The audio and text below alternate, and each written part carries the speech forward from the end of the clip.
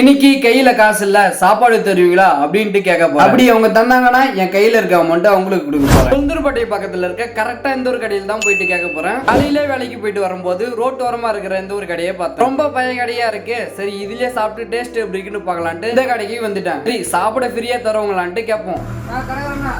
Video எடுக்கிறத பார்த்து தம்பி சிரிச்சுக்கிட்டே உள்ள இருந்து வந்தாரு. சாப்பாடு சாப்பாடுலாம் இல்லை, போண்டா தான் இருக்கு. கையில் காசு காசு சரி வாங்க சாப்பிட ஓகே சொல்லிட்டான்.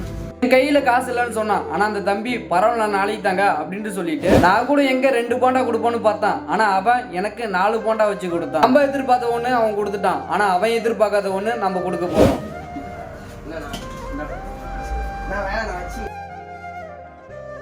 பரவாயில்ல வச்சு